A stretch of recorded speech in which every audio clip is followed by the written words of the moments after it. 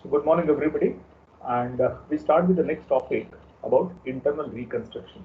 I hope the audio is clear and the screen is visible, notes are visible. Yes, sir. Yes, Okay. sir. Okay. So let me give you a little background of this topic. What is this internal reconstruction?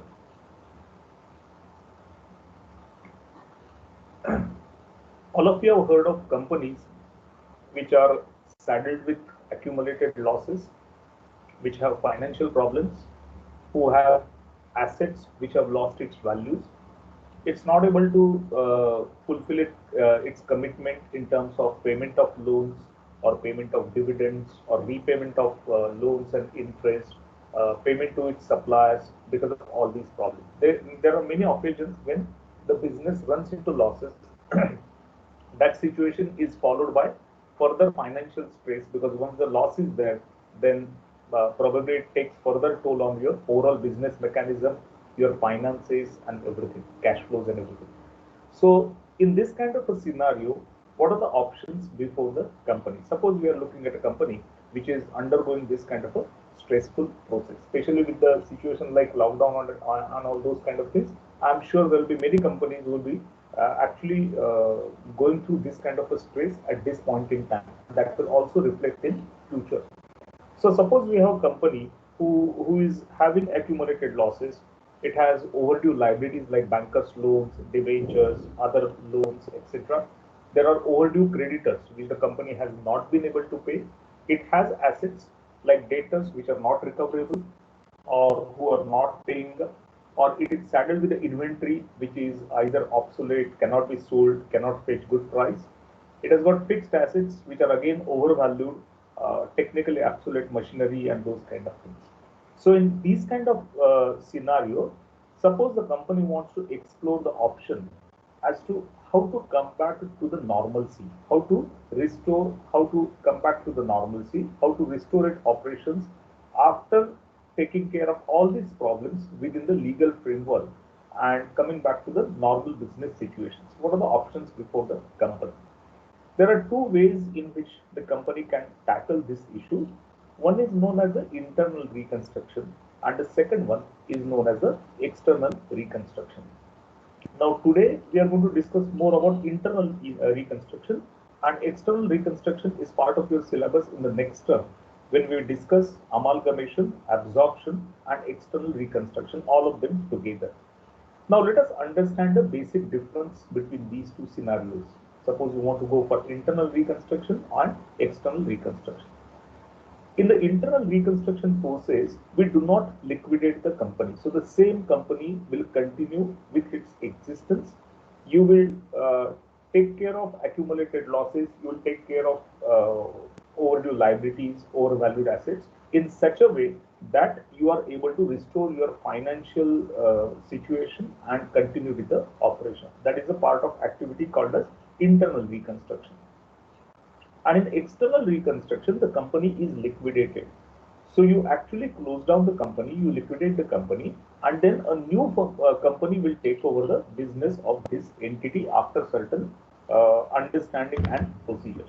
So that is the basic difference between internal and external reconstruction. In internal reconstruction, the company is not liquidated. The same company will continue with its existence.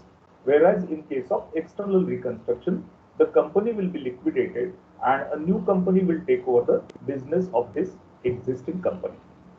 Now, in internal reconstruction, how do we achieve this particular objective?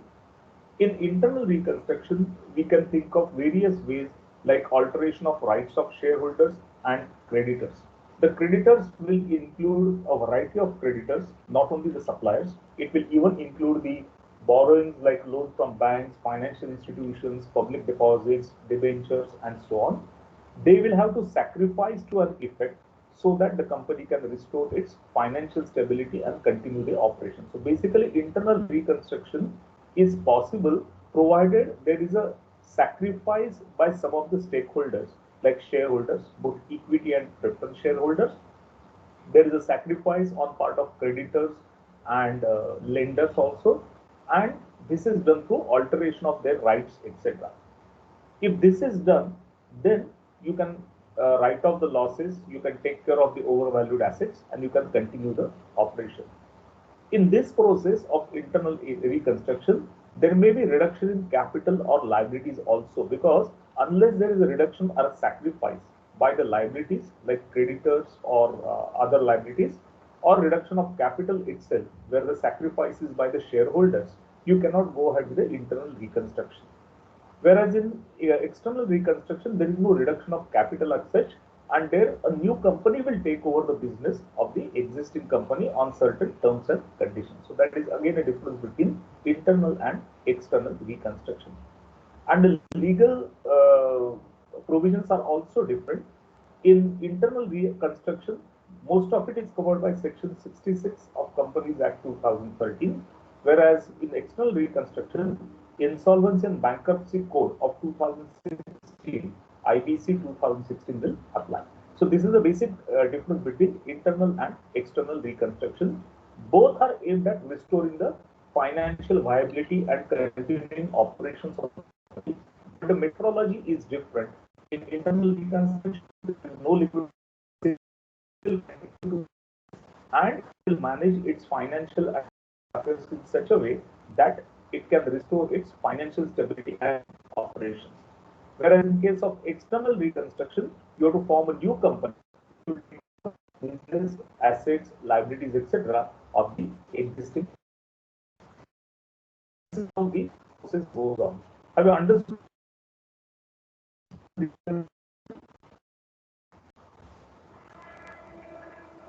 Hello? Yes, sir. And why do we go for internal reconstruction? What is the scenario when the company goes for internal reconstruction? What is the background? Is that clear to everyone? Yes, sir. Okay, okay. So we'll go to the next step of discussion now. Now, what kind of methodology is adopted for internal reconstruction? Now we will go to the nitty-gritties of internal reconstruction. One of the option or method is alteration of share capital. You can make some alterations in the share capital, and this is done by passing an ordinary resolution in a meeting of shareholders. Now, what are the possible ways of alteration of share capital? One simple way is to infuse cash, because a company which is going for internal reconstruction is having a cash flow problem. It does not have enough cash or enough funds to manage its operations. So it may require fresh infusion of capital. So this can happen by way of fresh issue of shares. So one of the option of alteration is to go for a fresh issue of shares, but it may have some limitations because the company is already in losses. So unless the owners and promoters only pump in the additional cash or go for subscribing fresh issue, this may not work out to be a successful option. So only when you have promoters backing up the fresh issue of shares, this is feasible. Outsiders may have limitations because the company is already a loss-making entity. Another methodology of alteration of capital is consolidation of shares. What do you mean by consolidation of shares? Suppose your current face value of the share is 10 rupees.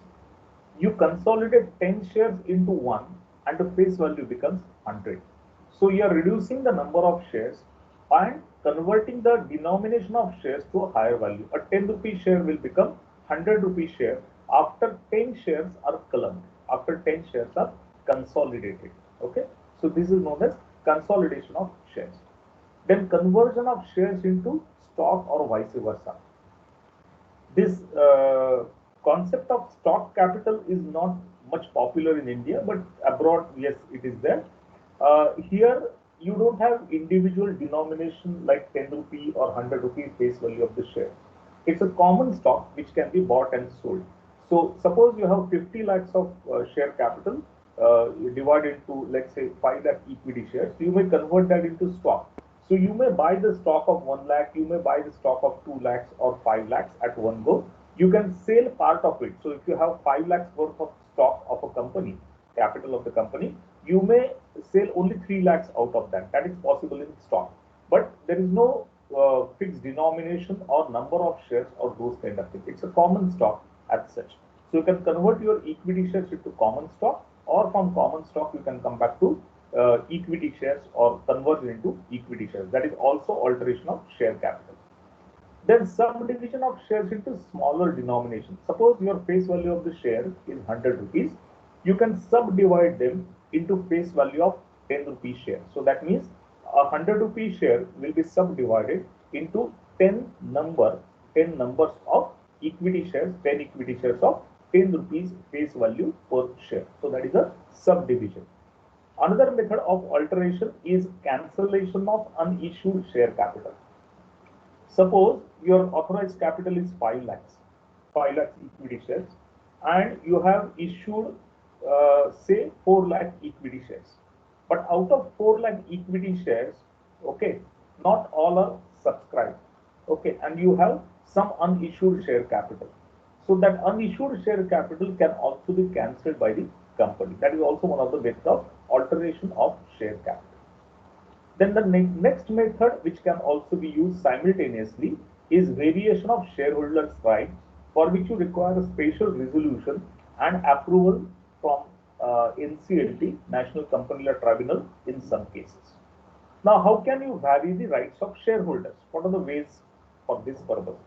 Reduction of share capital. You can reduce the paid up value of share capital, and there will be some sacrifice in the process which will help the company. You can cancel unpaid amount on shares either in part or in full. You may have some calls in arrears, and the amount which is unpaid in respect of these shares is not getting realized. So, in the process of variation of shareholders' right, you may think of cancellation of this amount which is unpaid on the shares, which is in the nature of calls in arrears, either entirely or partially. Then cancellation of paid up share capital which is lost, etc. Sometimes you have paid up share capital in the balance sheet, but at the same time you have accumulated losses, debit balance in P&L. So the paid up capital is actually lost in the process to finance the losses. Your losses have already eaten away, absorbed your paid up share capital. So you can cancel that paid up share capital because it is of no use. It is already used up. It is already consumed in financing your losses, etc. So that also amounts to variation of shareholders' rights as such. Pay off any excess share capital. In some cases, you have a situation where the share capital is far in excess than the actual required share capital. So you may think of redeeming the shares or repaying the share capital under the scheme of internal reconstruction. Only keep that much share capital which is actually required to manage your business. In excess, you can always repay back to the shareholder within the scheme. Surrender of shares to the company. It is possible that under the scheme of internal reconstruction, the shareholders will surrender their shares to the company.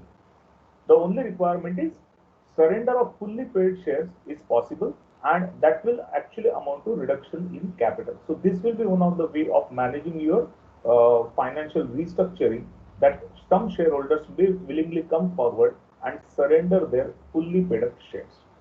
And once these fully paid up shares are surrendered by the shareholders, the company, as per its memorandum and articles of association, will have a choice to reissue these shares to somebody else.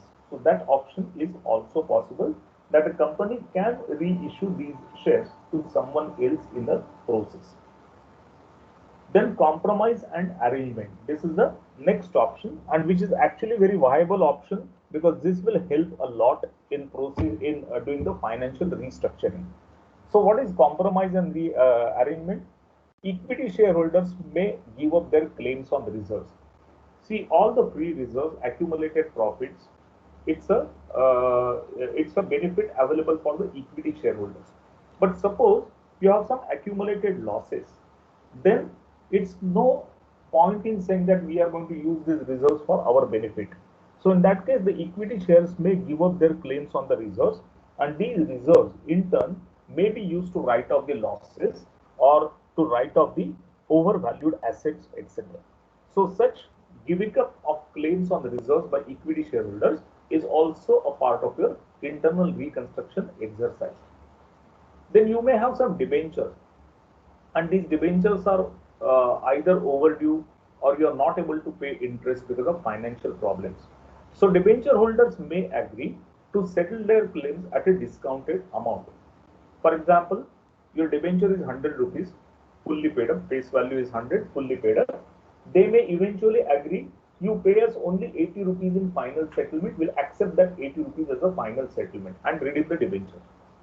So they give you some discount. They give some discount to the company, which will benefit the company to write off its losses, etc. Waiver of interest payable, either are in part or in full. There is some overdue interest payable to the debenture holders. Because of financial problems, the company is not able to make the payment of this interest. And now we are in the mode of internal reconstruction. So the company may negotiate with the debenture holders and pay either part of the interest, and part of the interest might be waived by them. They will sacrifice. They will say that we are waiving this interest and only pay us a part of the interest. So suppose X is the amount of interest payable, they may accept 60% of interest in final settlement, 40% they will give up, which will benefit the company as such in internal reconstruction process. There is another possibility here, variation of rights like reduced rate of interest. Suppose your current rate of debenture, rate of interest on debenture is 12%. You are undergoing the internal reconstruction process. So you may request the debenture holders that we will pay you the interest, but we will pay you, the company will pay the interest at 9% per annum by reducing the rate of interest from 12% per annum. And if the debenture holders agree, this will also benefit the process of internal reconstruction. Like debenture holders or lenders, you may have creditors, suppliers and other creditors. So what they can do, they can also accept a part payment in full settlement. Suppose you have suppliers balances, creditors balances or bills payable, etc., which are amounting to 5 lakhs. The company may approach them and settle that 80% amount will be paid and they will give away, they will waive off the remaining 20% of the claims. So this will also help the company to continue with its operation and make it viable. So some discounting from creditors is also possible. Sometimes the creditors are overdue. Company is not able to pay them. And in internal reconstruction process, the company offers them debentures or shares in issue of their settlement. And that is accepted by creditors. This is also a process as a part of internal reconstruction. So instead of making a direct payment to the debenture holders or rather creditors, you will offer them either shares of the company or debentures of the company instead of making the cash payment. Then preference shareholders also may be asked to do some compromise. For example, if there are arrears of dividend of preference shares, they will waive off that payment of dividend. Suppose your dividend on preference shares is in arrears for 2 years, you have not been able to pay that because of losses, then they will give up that particular right. So that is another benefit to the company. At least some liability is reduced and a company can think of restructuring with the reduced liabilities. Variation of rights like lower rate of dividend. Just like debenture holders, you may negotiate with preference shareholders also. Debenture holders may reduce the rate of interest from 12% to 9%. That is one option. Similarly, preference shareholders may be requested to accept the lower rate of dividend. Suppose earlier preference dividend was paid at 10%, you may ask them to now accept at 8%. And if they agree, it will give some benefit to the company to restructure and restart its operation. So these are some of the ways in which internal reconstruction process happens within the legal framework. Wherever there is actual discounting by any of these stakeholders like equity shareholders, preference shareholders, creditors, lenders, debenture holders, anybody, then that will help the company to reduce or write off its losses and continue with the operations.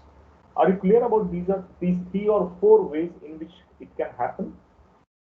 Yes? Yes, sir. Okay. Now we will think of accounting because we have so far discussed how do you carry out the internal reconstruction process, what are the different methodologies. Now next step is how to record these transactions in the books of the company. Now what we are looking at in the internal reconstruction, we are looking at restoring the financial viability of the company. What is the plan of restoring financial viability of the company?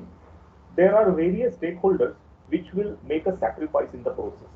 If they make a sacrifice, it will be a gain for the company. Then the company has accumulated losses. The company has assets which are overvalued. These will have to be written off. So when you write off these assets, it will cause a loss. So we are working on two sides. One, transactions which will cause a loss, like reducing the values of assets which are overvalued, etc. Or on the other side, there is a gain which is coming from sacrifice of various stakeholders. So this whole process of gain or loss has to be accounted through what we call as capital reduction account.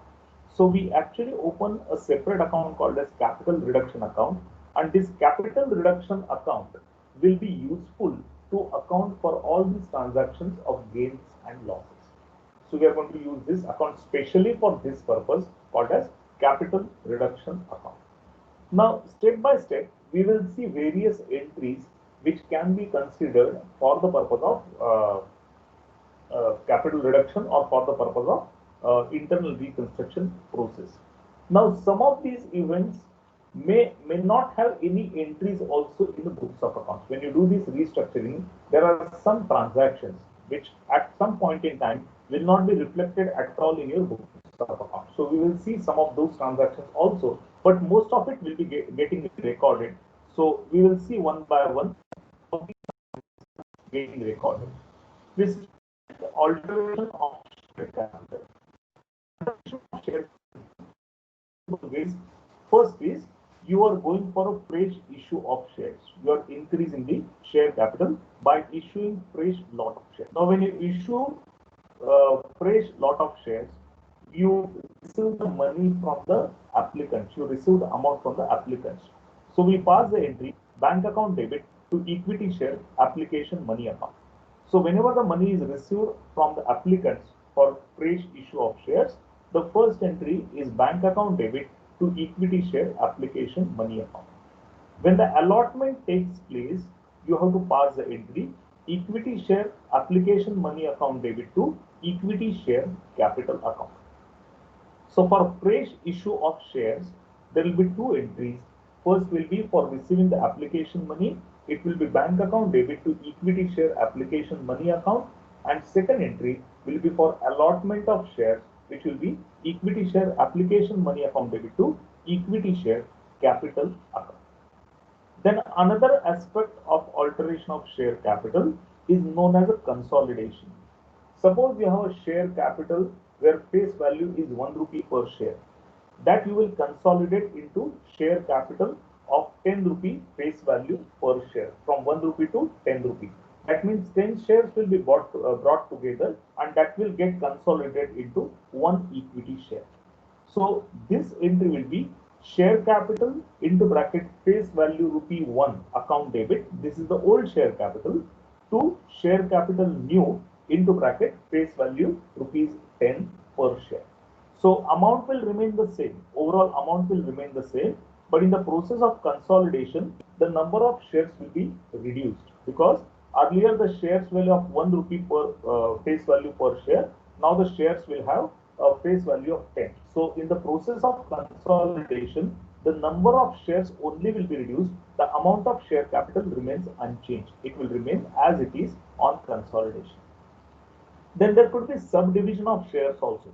In subdivision of shares, what we do, we divide the shares into lot of smaller denominations. So that means your original share capital may have a face value of 100.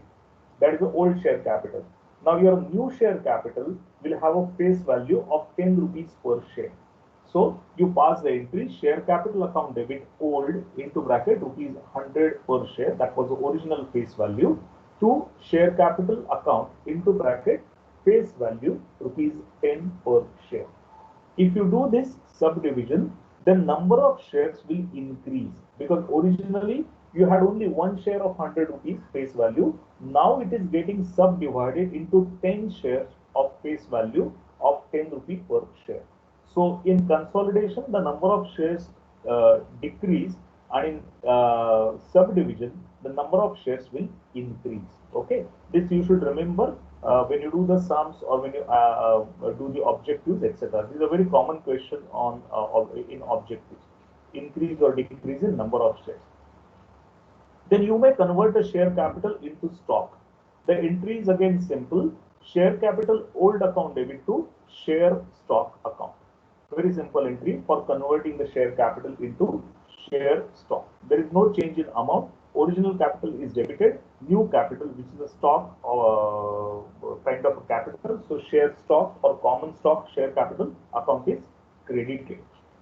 Then cancellation of unissued shares. As I was telling you, not that every transaction will have an entry. So this is one of them.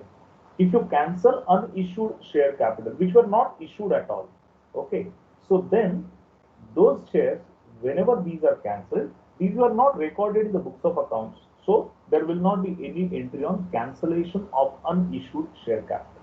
So if you're cancelling any unissued shares, you will not have to pass any entry into the books of accounts. Have you understood the entries discussed so far under alteration of share capital? Yes? Yes, sir. Okay. So we go to the next listen. Right now, don't write down. Please understand, pay attention. I will be uploading this video also on YouTube today mostly, and I will share this PDF copy of notes also. So just pay attention and understand carefully. You will have the notes today itself in your hands once we complete the discussion. Then we go for variation of shareholders' rights. This is one more step in internal reconstruction. So how do you do that? Reduction in the rate of dividend. As I was telling you, the shareholders may agree to have the reduction in the rate of dividend. So that will require entry. Suppose your current shareholders, preference shareholders, have 10% dividend rate and they have agreed to reduce it to 5%. So that means it will become a new type of share capital, new type of preference share capital. So our entry will be old preference share capital account debit to new preference share capital account. That means suppose old share capital is 10% cumulative preference shares where the rate of dividend is 10% and the new share capital preference share capital, the agreed rate of dividend is 5%. Then the entry will be 10% cumulative preference share capital account debit to 5% cumulative preference share capital account. Then change from cumulative to non-cumulative shares. What is the cumulative preference share capital and what is the non-cumulative preference share capital? In case of cumulative preference share capital, suppose the company is not able to pay the dividend because of losses, then the right to receive dividend will be carried forward to the next year. And subsequently, as and when there are sufficient profits, the company will pay preference dividend for the earlier year also, which was unpaid because of losses, as well as current year as well. So that is the cumulative preference share capital. And in non-cumulative preference share capital, what happens? Such right is not carried forward to the next year. That means, suppose in a particular year there is a loss and you have non-cumulative preference shareholders. If they don't get the dividend for that year, they cannot ask next year for that amount of arrears of dividend. That will be lost forever, that will be foregone forever if these are non-cumulative preference shares.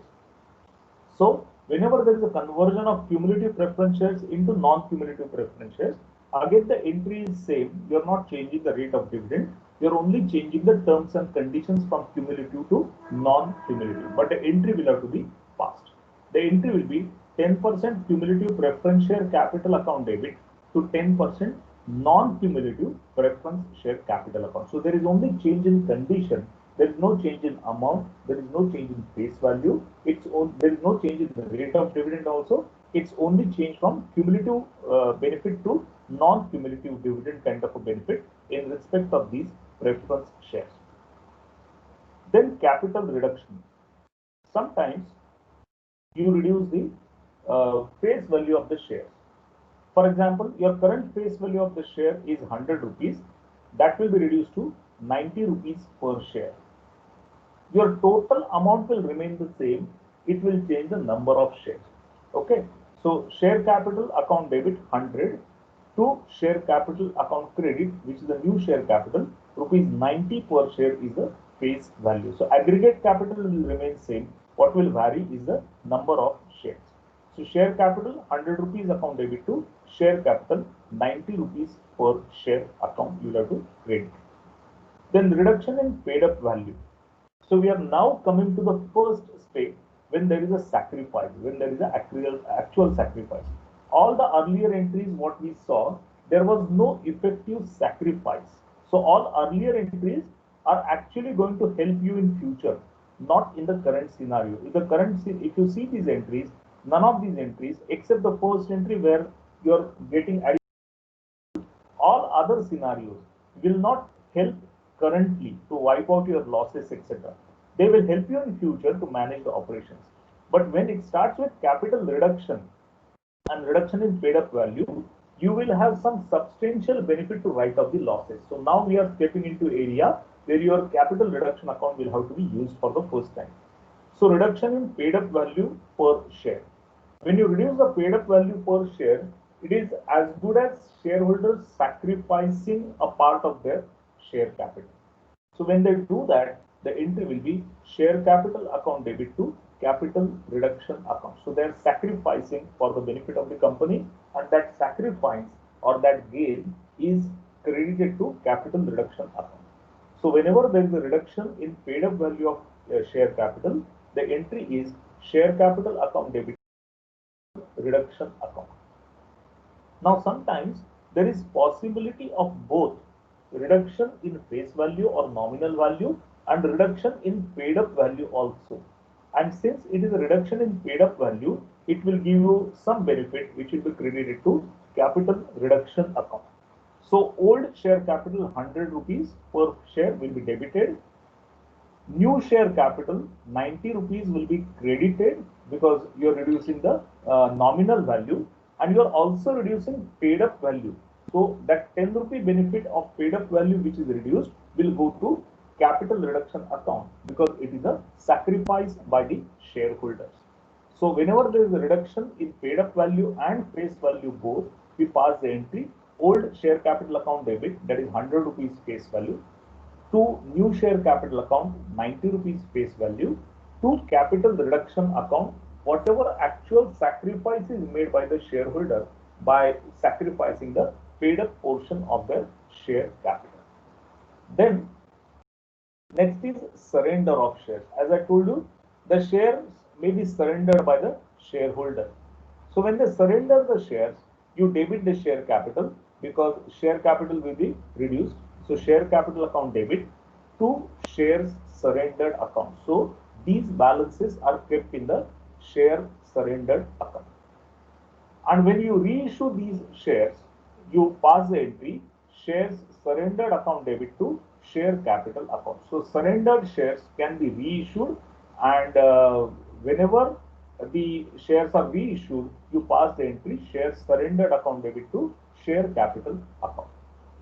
Now suppose these shares which are surrendered by the shareholders are supposed to be cancelled, then the company will get the benefit. As long as these are going to be cancelled, there will be some benefit for the company.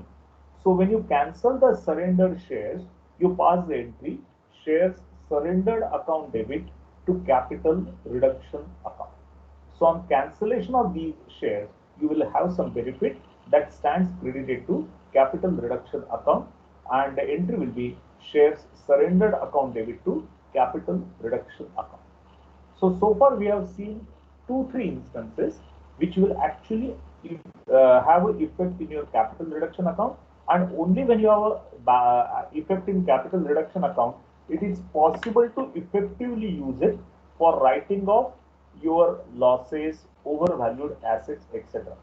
So unless and until some benefit flows to capital reduction account, you will not be able to write off the losses, etc. All other kind of adjustments what we saw definitely benefit internal reconstruction, but not immediately to write, etc. Then we come to the next part, that is compromise and arrangement. Here there will be a lot of benefit that will flow to capital reduction because this is the main benefit that will be used to write off your losses and those kind of things. So first is the shareholders are giving up their rights on the reserves. They are saying that we will not have the right on the reserves. That's what the equity shareholders are saying. So then such reserves can be used to wipe out the losses, to write off the losses or overvalue assets. So what do you do when you use these reserves? You have to debit reserves account and you have to credit capital reduction account. So whenever the reserves, rights to reserves are waived or given up by the shareholders, and they say that you can use the reserves for wiping out the losses or overvalued assets, the entry passed is reserves account debit to capital reduction account. Then there is a possibility that you revalue the fixed assets. Your currently book values of the assets, fixed assets, are less. The actual values for which you have taken a proper valuation report, etc., are far better than that, and you want to revalue your fixed assets. So whatever is the increase in the value of fixed assets, that will be debited to fixed assets account, and the difference will be credited to that difference of revaluation will be credited to capital reduction account. So any revaluation of fixed assets, we will increase the value of assets and we will credit the capital reduction account in the process. Note that this is not a realized gain. This is a book entry. There is a difference between the realized gain and the book entry. So this is not a realized gain. So this will have some limitation on use of this profit. Okay, that may be noted. But otherwise, in some cases, there is a realized gain, there is an actual gain that can be used for other purposes also. Then sale of assets. When you sell the asset, this will be the actual gain. Okay, realized gain.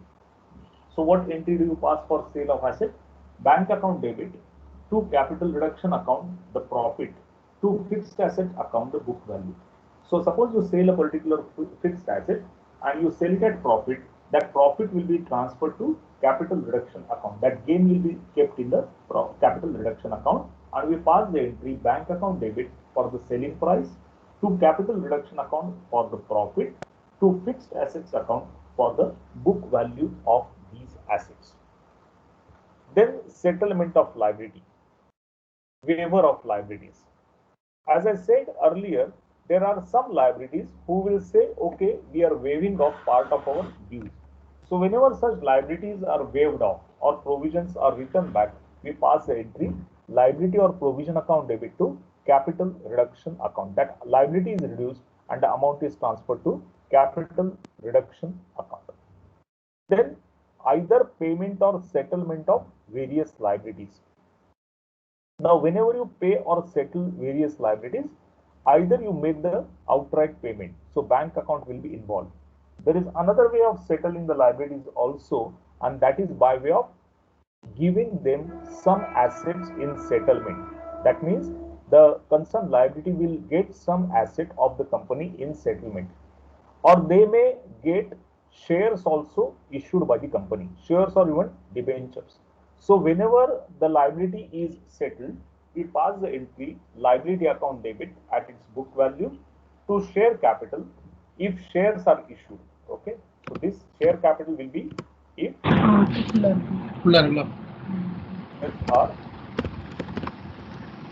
அதே door bandh பண்ணா ஃபுல்லா வருதா நீங்க Please இல்ல நான் door அதனால தான் நான் பந்த் பண்ண மாட்டேன். டோர் பந்த் பண்ணா சுத்தமா வராது. ஆமா டோர் பந்த் பண்ணா வராது உனக்கு அதான் நானே கேக்குறேன். வந்து வரவே செய்யாது, ரொம்ப இதாகும் அப்படினு தான் நான் அப்படியே நான் வச்சிருவேன். சரி ஓபன்ல இருக்கட்டும்.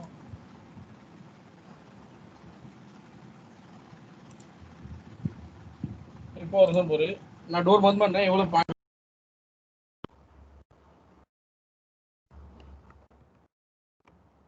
So the entry is liability account debit to share capital if shares are issued for settlement, to capital reduction account for waiver or discount if any,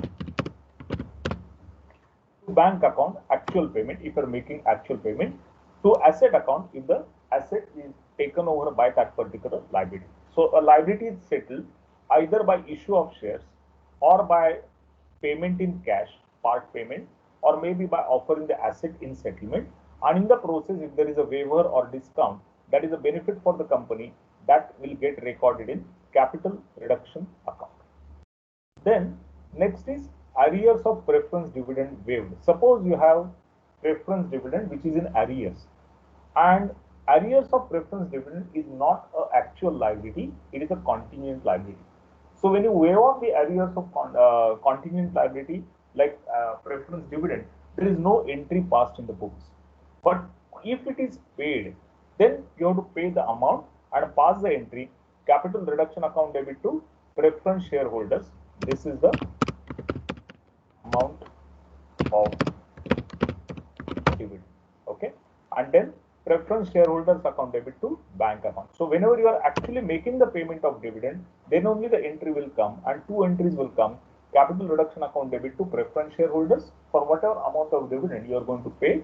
Second entry will be preference shareholders account debit to bank account. So these are the two entries. Now we have almost passed the necessary entries for settlement of liabilities, sale of assets, etc.